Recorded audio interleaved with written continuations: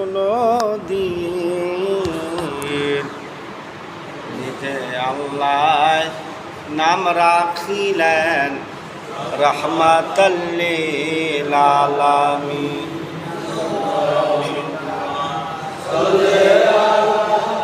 সাইয়্যিদানা মাওলানা মুহাম্মদ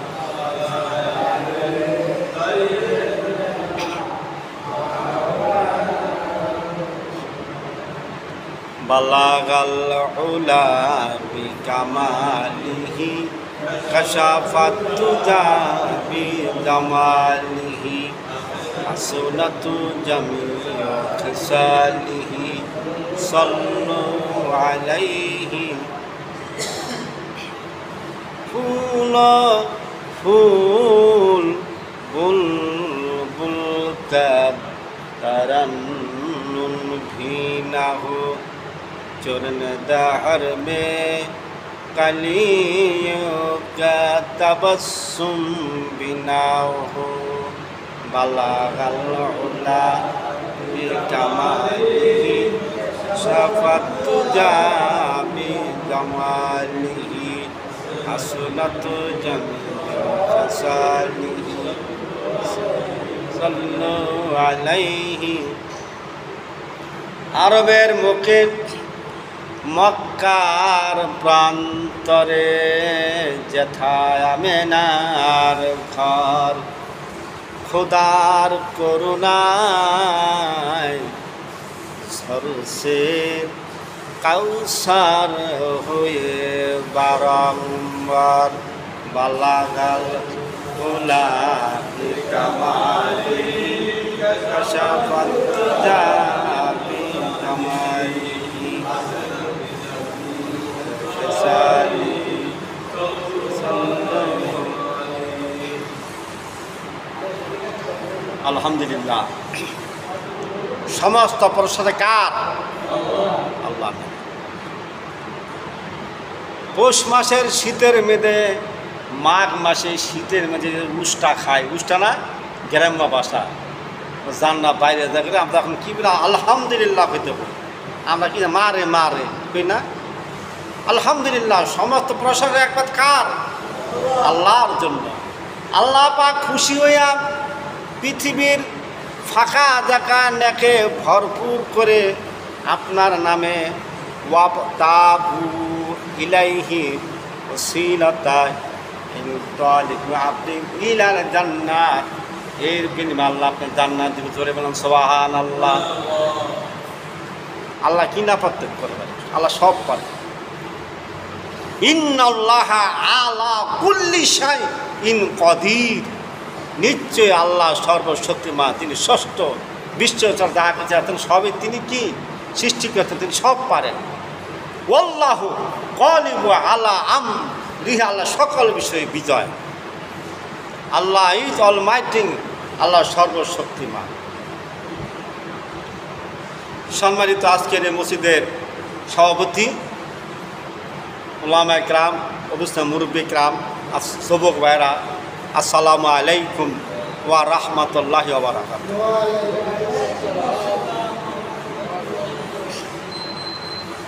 আলহামদুলিল্লাহ, এই মসজিদ কত উন্নতি হয়েছে, বলে আলহামদুলিল্লাহ। সভাপতি সাহেব আমাকে বলছে, হুজুর বালুটা ঠিক মতো বর্তারি না, সব কিছু তৈরি, তো দোয়া করেন হয়ে যাবে। আমি আলহামদুলিল্লাহ, আমরা দোয়া করি দ্রুত মসজিদ আগা দোয়া হয়ে গেছে আলহামদুলিল্লাহ। এই নদীর পাড়ে থাকতে মসজিদ কত উন্নত হচ্ছে না, আটটা ছোড়া আসলো কত সুন্দর ডকডা গেছে, এখনও কম না। দিঘির পার এই কর্তৃত্ব হায়ার পায় এলাকাবাসীরা আলহামদুলিল্লাহ ঘরে ঘরে ইউরোপ কান্ট্রিতে আমি দোয়া করি, যারা মা বাবা ভাই বোন ত্যাগ করে সুদূর বিদেশ থাকে, আল্লাহ পাক তাদেরকে সহি সালামত রাখা। আমি আরেক ভাই 10 লাখ 15 লাখ টাকা আটকে গেছে, সব কিছু বললেন, বিভিন্ন সমস্যাতে যারা বিদেশের বাড়িতে, আল্লাহ পাক তাদেরকে ব্যবস্থা করে দেন, সুযোগ সুবিধা দিয়ে দেন। আল্লাহ আসার মুশকিল দূর হয়ে যাক এবং সমস্ত আপদ বিপদ আল্লাহ দূর করে দেব। সূরা আম্বিয়ার 87 নম্বর আয়াত। লা ইলাহা ইল্লা আনতা সুবহানাকা ইন্নী কুনতু মিনাজ জালিমিন। আল্লাহ অতি পবিত্রময়, তিনি সাহায্যকারী, তিনি জালাম অন্তর্ভুক্ত নয়, তিনি সবসময় বিপদ কি করেন, মার্জনা করেন। সুবহানাল্লাহ। সূরা আম্বিয়া 88 নম্বর আয়াত পড়া পারেন না? ফাস্তা জাবনা লাহু ওয়ানাজ্জাইনাহু মিনাল গামবি ওয়া কাযালিকা নুনজিল মুমিনিন। আল্লাহ পাক বলছেন, ইনুস তুমি আমার কাছে সাহায্য চাইছে, আমার কাছে কাকুতি মিনতি করেছে, আমি আল্লাহ দয়ার সাগরে তাকে আমি কি করলাম, বিপদ থেকে উদ্ধার করলাম, তাকে মাছের গর্ভে থেকে বের করে তারপরে পরিপূর্ণ জীবন দিলাম, লম্বা হায়াত দিলাম। এই ইউনূস নবী বাপমার কথা না শুনে, মুরব্বী কথা না শুনে তিনি সাগর পাড়ি দিয়েছিলেন। আল্লাহরই মেহেরবান, নদীর মাঝে ডুবে গেছে, নৌকা সহকারে কিস্তি নাকি, তারপর হাদিসে আছে বড় একটা মাছের তারা খাইছে মতন আল্লাহর পয়গম্বর তো নবী, আল্লাহ মাছে তো আমার খায়া ফেললো, আমি এখন কী করব, আমরা লগনে খাইয়ে যেত মইরা, আল্লাহ হায়াত দিছে। যে হায়াত পাইয়া বলছে আল্লাহ, ফাজকুরুনি আযকুরুকুম ওয়াশকুরুনি ওয়ালা তাকফুরুন। সূরা বাকারা। আল্লাহ বলছে যারা আমাকে স্মরণ করে আমি তাদেরকে স্মরণ করি। যখন ইউনূস নবীকে মাছে খাইলো গভীর পানির ভিতরে, তখন বলল ফাস্তাজাবনা লাহু ওয়ানাজ্জাইনাহু মিনাল গামবি ওয়া কাযালিকা নুনজিল মুমিনিন। আল্লাহ পাক বলছে ইউনূস নবী মাছের পেটে থেকে আমাকে স্মরণ করছে, আমার কাছে সাহায্য চাইছে, আমি দয়ার সাগরে আমি তাকে বাঁচাই দিয়েছি। তখন আমি বললাম, হে দোস্ত তুমি মাছের পেটে থেকে এই দোয়া বেশি করে পড়ো, লা ইলাহা ইল্লা আনতা সুবহানাকা ইন্নী কুনতু মিনাজ জালিমিন।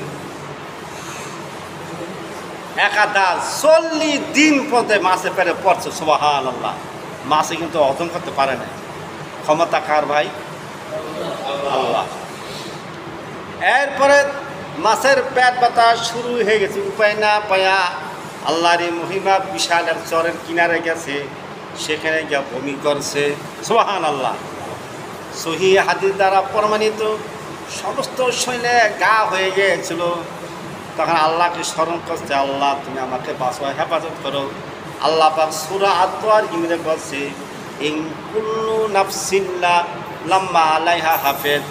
আল্লাহ পাক সব হেফাজত করি, আল্লাহ হেফাজত করছেন, তাকে বাঁচাইছেন। আল্লাহরই মহিমা, ওই চরের মেতে আল্লাহরই কুদরত, তার এত শক্তি ক্ষমতা, একটা লাউ গাছ হইল, পরিপূর্ণভাবে তাকে ছায়া দিল। তারপরে লাউ গাছে টুকটুকি থেকে, ডোকা থেকে, পাতা থেকে শরীরের উপরে কষ পড়ল এবং তার সমস্ত শরীরের গাও ভালো হয়ে গেল। জুড়ে বেড়ান সুবহানাল্লাহ। আল্লাহ কিনা কত দেখছেন। এই জন্য কোরআন ও হাদিস থেকে আলোচনা চলতেছে, আপনারা কেউ কথা কেবেন না। হাদিসে আছে কোরআন থেকে আয়াত পাঠ করলে, কোরআন দেখলে কথা বলতে না গেছে, ওই সময় সরমান কথা শুনতে গেছে না, মারাত্মক গুনাহ হবে। অতএব আপনি আমি যখন এই বিপদে পড়ব, এই দ্বারা বেশি না করবেন, জিভটা লড়াইবেন, লা ইলাহা ইল্লা আনতা সুবহানাকা ইন্নী কুনতু মিনাজ জালিমিন। কথা বলেন না মুরব্বীরা, আমি বারবার বলছি, কেউ কথা বলেন না। কোরআন হাদিসে আলোচনা জানো, কথা বলতে না কাছে ফাইজা কুরিয়াল কোরআন। যখন কোরআন পড়বে তোমার শোনো, যালিকাল কিতাবু লা রাইবা ফীহি হুদাল লিল মুত্তাকিন। এই সে কোরআন, যার মধ্যে কোনো সন্দেহ নাই। কোরআন পড়ার সময় হাদিস থেকে কথা বলতে না। আল্লাহর ঘরে আইছেন না, মসজিদে দুনিয়া বাগতে হারাম, সাদা হারাম। আল্লাহর ঘরে আইছেন, আল্লাহর ঘরে আহাব্বু ইলাল্লাহি মাসাজিদ, মসজিদে আছে আল্লাহর ঘর। ওয়ালা খাউফুন আলাইহিম ওয়ালা হুম ইয়াহজানুন ফাত্তাকুল্লাহ ওয়া আতিউন। আল্লাহকে ভয় করো, আল্লাহ আনুগত্য করো। যখন আপনি বিপদে পড়বেন এই দোয়াটা পড়বেন, লা ইলাহা ইল্লা আনতা সুবহানাকা ইন্নী কুনতু মিনাজ জালিমিন পড়বেন।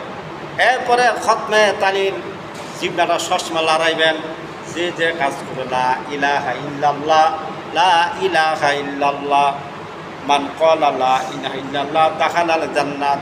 যারা কলেমা পড়েছে সেও একদিন জান্নাতে যাবে, সুবহানাল্লাহ, অবশ্যই জান্নাতে যাবে, মুসলমান হয়েছে।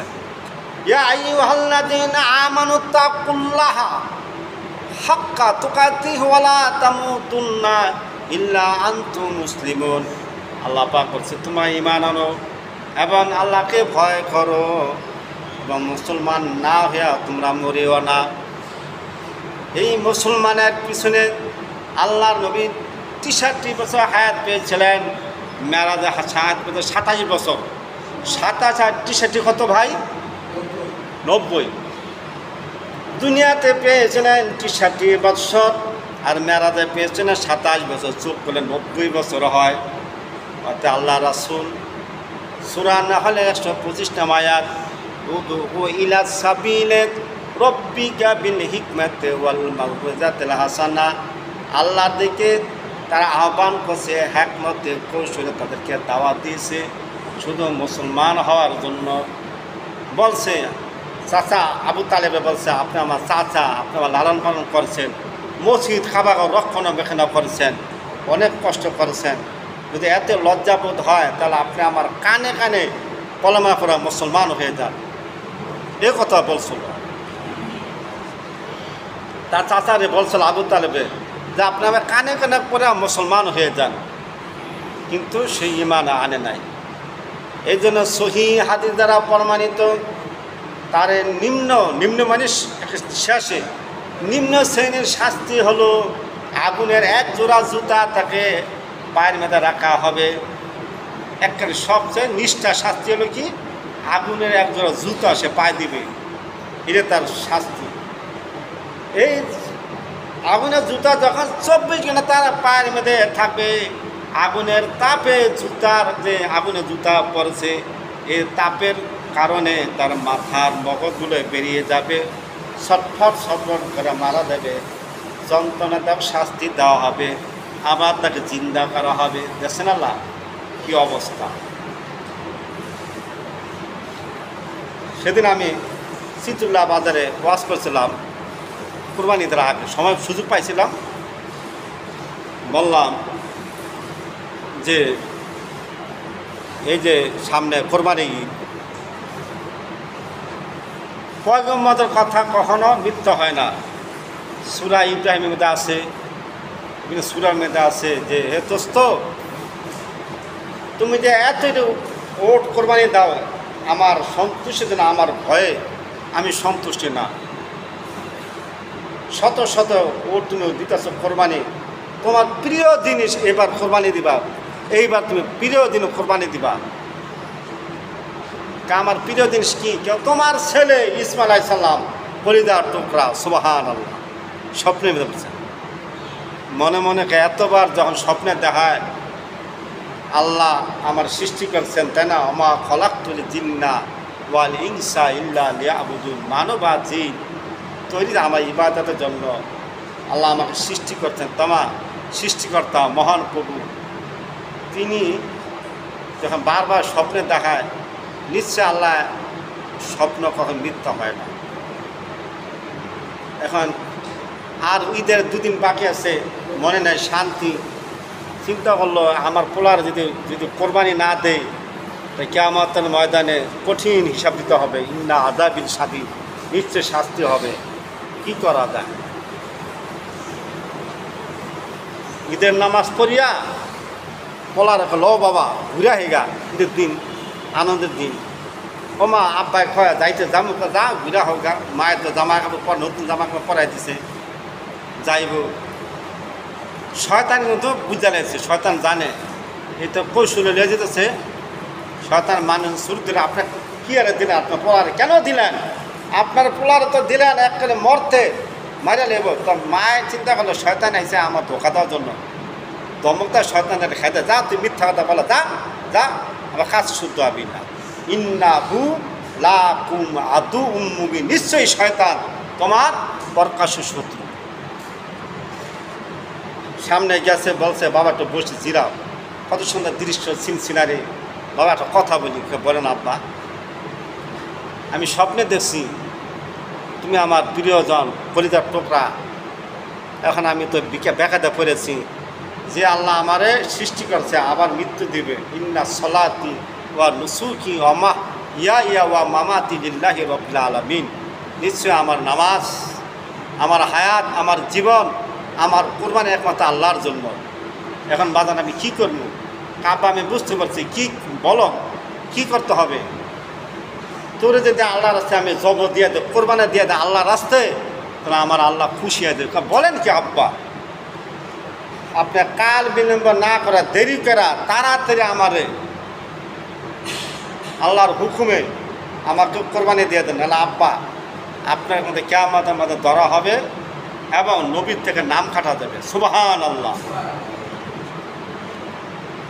আমি যদি বলতাম আমার পোলা তারিক কুনার খান এই সকল, যে আমার পোলা কী করতো, আমার না ঘুষি দিত, থাপড় দিয়া দিত, তো আব্বা পাগল আছে কত না, কী বলেন মুরব্বীরা, পাগল আছে কা স্বপ্নে দেশ আমার খুঁজেছে কচুনি। তবে আব্বার শর্ত, আমাকে যখন কোরবানি দেবেন আপনি আমার হাত পাও বেঁধে রাখবেন। হাত পাও না বাঁধলে কিন্তু যখন আপনি ছুরি চালাইবেন, আমি শর্ত ভাইয়া আপনাকে লাথি মারবো, সইতে পারবো না, আপনি আঘাত পাইবেন। 2 নম্বর শর্ত হলো চোখ দুটা বাইন্ধা লইবেন, যখন আপনি ছুরি চালাইবেন তখন মায়া লাগবে। এই শর্ত দিল, ঠিক আছে বাবা। হাত পাও বেঁধে যখন ছুরি নিয়ে যখন বিসমিল্লাহ আল্লাহু আকবার যখন জব দিলেন, এত জোরে জব দিলেন একটা পশমও কাটতেছে না। সুবহানাল্লাহ। এত জোরে ছুরি চালালেন। হাদিসে আছে, ওনার রেওয়াত আছে, ইব্রাহিম আলাইহিস সালাম অসন্তুষ্ট বলেন এই ছুরি তোকে আমি পাথর দিয়া এত কষ্ট করে ধার দিলাম, তাহলে ছুরি দিয়া আমি তবে বিসমিল্লাহ করতে আমার ছেলেকে জব করার জন্য চেষ্টা করলেন, কেন তাকে কাটিস না, কেন তো সে কাটে না, কেন জব হয় না? ছুরির থেকে আওয়াজ এলো, ইব্রাহিম আলাইহিস সালাম আমি আল্লাহর হুকুম ছাড়া একটা পশম আমি কাটতে পারবো না। সুবহানাল্লাহ। আল্লাহ এখান থেকে দেখতেছে, আরশে আজিম থেকে দেখতেছে। সুবহানাল্লাহ। এই জিবরাইল আলাইহিস সালাম তাড়াতাড়ি বেহেশতখানা থেকে ওই জানোয়ার দুম্বাটা নিয়ে যাও, দ্রুত নেওয়া যায়, ইসমাইলকে সরাইয়া তাকে দিয়া দাও। আমার দোস্ত পরীক্ষা পাস হয়ে গেল। সুবহানাল্লাহ। পরীক্ষা পাস। হাদিসে আছে জিবরাইল আলাইহিস সালাম দ্রুত যখন আরশে আজিম থেকে তখন দুম্বাটা নিয়ে ইসমাইলকে সরাইয়া তখন দিলেন। দ্বিতীয়বার ছুরি চালিয়ে নেন, বিসমিল্লাহি আল্লাহু আকবার, ছুরি চালিয়ে নেন, জবে রক্ত তীর মধ্যে। সুবহানাল্লাহ। চোখ তুলে দেহে ইসমাইল আলাইহিস সালাম এক সাইডে রয়েছে, দুম্বা জবে। সুবহানাল্লাহ। এই ছিল পরীক্ষা। বুঝছেন? ওমা খলাকতুল জিন্না ওয়াল ইনসা ইল্লা লিয়াবুদুন, মানব আর জিন তৈরি গেছে আমার ইবাদতের জন্য। আল্লাহ পরীক্ষার জন্য আপনাকে আমাকে পাঠাইছেন। আল্লাহ পাক পরীক্ষার জন্য আপনাকে আমাকে পাঠিয়েছেন, ঠিক কিনা? অতএব আমরা কিন্তু পরীক্ষা ফেল হয়ে যাচ্ছি, ঠিক কিনা? আমরা পরীক্ষা ফেল হয়ে যাচ্ছি, নামাজ আর সারা যাইব না। যে যেখানে থাকেন 5 ওয়াক্ত নামাজ জামাতে পড়বেন, ঠিক আছে? ইন্না সলাতা তানহা আনিল ফাহশাই ওয়াল মুনকার, নিশ্চয় নামাজ চলে বিভিন্ন অশালীন থেকে বিরত রাখে। আকিমু সালাত ওয়া আতু যাকাত ওয়ারকাউ মার রাকিন, নামাজ পড়ো, যাকাত দাও, রুকুকারীর সাথে রুকু দাও। এই নামাজের হিসাব কিয়ামতের দিন, মুসিবতের দিন আগে হবে। নামাজ পড়ছো কিনা, তারপরে বিচার হবে, মাদ্দর বিচার। মাদ্দর দিয়ে রাষ্ট্রীয় থেকে শুরু করে ওয়ার পর্যন্ত আপনাকে ক্ষমতা দিলেন, ন্যায়সঙ্গত বিচার করতে হবে।